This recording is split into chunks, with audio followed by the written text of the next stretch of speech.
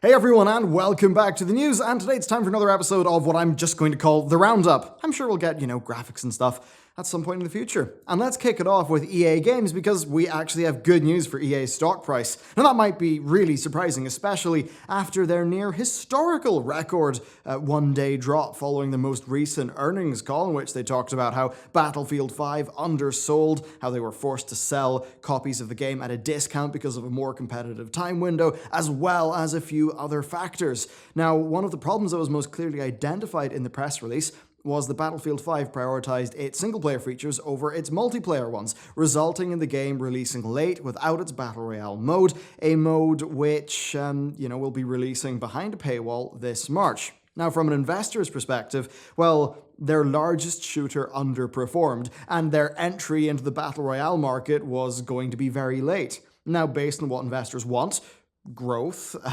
a late Battle Royale that's behind a paywall, from their perspective, probably just would not have the ability at all to get any sort of growth past the core Battlefield player base. Now, losing that really would have hurt EA's stock, and while many of us who play games don't really feel that way, for investors, they see that Fortnite money, they really want it, and they're probably wondering, why does EA not have its own Fortnite, but, making Ultimate Team money?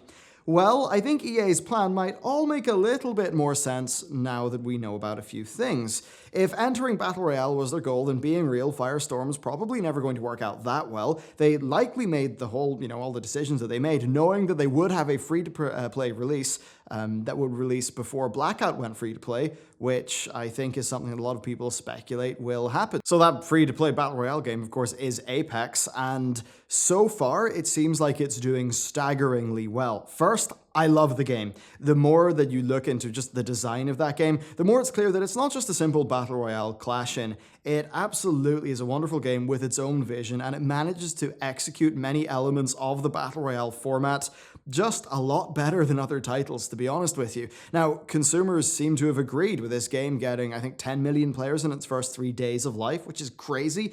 It seems like the game has done well enough to instill a level of confidence with investors who have been actually buying the stock, raising it from a low of 83.9, which was its post-earnings call correction value, up to, as of the time of writing, 97.6. Which is kind of insane. This is about what they were at October last year, meaning that if it holds, then the losses of Q4 2018 would be negated. Now that said, we need to wait and see. Stocks almost always rise up a little bit too much and then correct down a little bit, or maybe they fall too much and then correct up a little bit. As of course we just saw with the EA stock, which initially fell to 78.5 and then reestablished itself at 84. So yeah, we're probably going to see this stock raise, settle at a pretty decent value. Now, really, what does this mean? Well, I think it means that investors see Apex as a major improvement to EA's overall outlook. And I mean, fair, it totally is, and it's an example of them having a better outlook in their stock because they're delivering a product that people are enjoying. It's not because they have a new, Ultimate Team-like thing, or maybe they've been efficient with their taxes that year and that's why the stock is happy. No, it's because they made a game and people like the game. So this is things going right. Next, though, we have a fairly interesting update to the situation between Witcher developer CD Projekt Red and the author of the Witcher novels, Andrzej Sapkowski? One of the two. Anyway, so years back, Andrzej basically didn't see much worth in games. He didn't think it would do that well, even though CD Projekt Red were massive fans of his work, and they even offered him a profit share, but he basically said, yeah, profit share of nothing, give me some money, and he got like 10 grand or something. That turned out to be a big whoops, because the Witcher series did amazingly well. Now, he recently then tried to get more money out of CD Projekt Red, but the most recent update is the two sides have came to a settlement. While it is very likely he's not going to get the 16.1 million that he initially asked for, he is going to get something, with CD Projekt Red saying that really they want to maintain a good relationship with the author, and that it is also recognition of his work. So yeah, I mean, having him being involved in the future of the franchise, or just them having a good relationship, that's probably not a bad thing for people. And he's also consulting in the upcoming Witcher Netflix series, so while he may have missed the boat initially, it certainly does seem like things are coming around for him.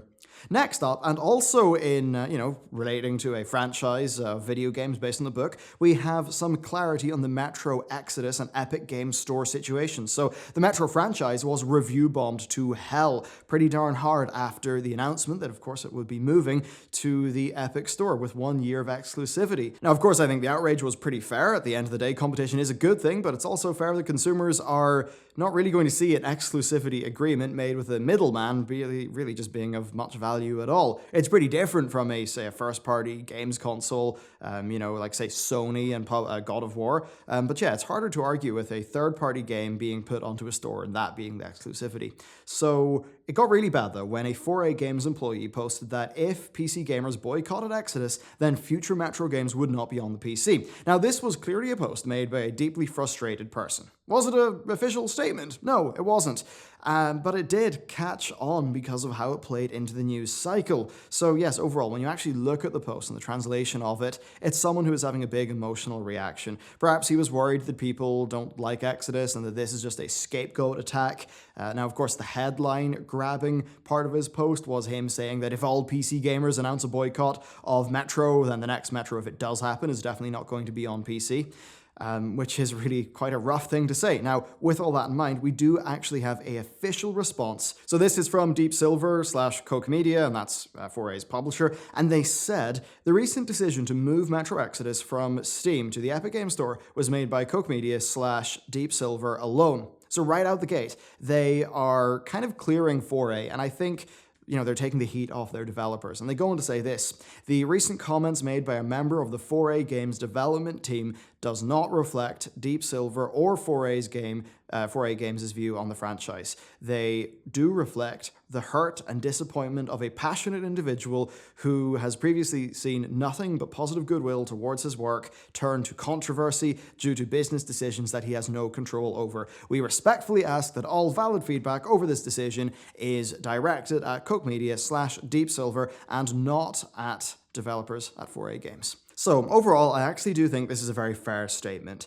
Based off the wording of the developer, yeah, he was clearly not in a great spot, and it definitely is true that just about none of this drama has to do with the actual game that is going to be shipped. It's all meta stuff. Now, this post does go on to say that future release strategies for the Metro series, that lies with Koch Media and Deep Silver, and that their decision to partner with the Epic Games Store is based off them wanting to invest in the series and in 4A Games, and that they have every intention to continue the franchise with PC being at the heart of their plans. So that's the overall statement. As I said, I think it's quite good for a corporate statement. The only thing that I would say is that I would have liked to have seen them talk about the criticism regarding the exclusivity aspect, but I know that's not really a realistic request given how it's pretty much a sealed business deal. Still though, they took responsibility for their actions and they asked for the feedback to be directed at them. Importantly, that does right by their staff at 4A Games, so I think that definitely is commendable. That said, this post was made quite some time after the announcement. If this had have been released at the same time of the announcement of the Steam exit, it would have been so much better for them. Now, not because it would make people have a different opinion in the Epic Store, but because it would have offered clarity. It would have meant that everyone would have been able to direct feedback at the publisher, not at the developer, and it would have saved them a week of flailing around the news cycle, which really was quite bad for them.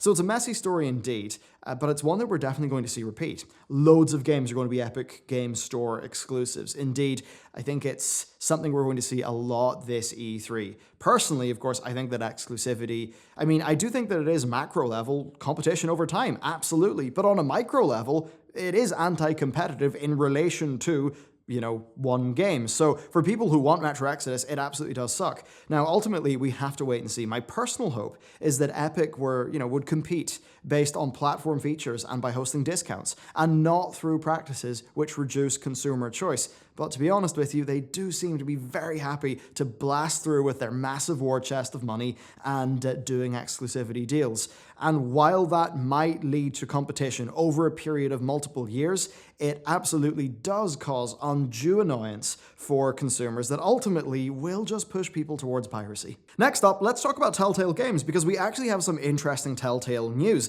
A bunch of ex-staffers from the now defunct company are forming Ad Hoc Studio, where they they aim to continue the adventure game legacy of Telltale. And that really is all the news. It's quite wonderful to see, especially because that smaller scale might allow for them to have less ties to sort of corporate tie-ins and licenses. Personally, though, it actually hits quite close to home for me, because I can't talk about what my studio is doing at the minute, but suffice to say, short form, art, sound, narrative-driven games are what we're doing right now. It's at the core of our plans. Now, we absolutely do intend to make mechanically heavy games in the future, but right now, it's just a really cool space to be working in because it's very well suited to the strengths that our team has. So it's nice to see that, while we're doing this, there's other teams who are trying to do it on a similar scale. And ultimately, a rising tide, raises all ships. And I think it's just something that's quite nice to see. Next up, we have an update to the Star Wars story. It's a little bit interesting. So Disney CEO Bob Iger made a bit of an odd comment. He said that they are happy with the EA Games relationship, saying that they, as Disney, do have their own strengths, but that making games that publishing games more has not been one of them.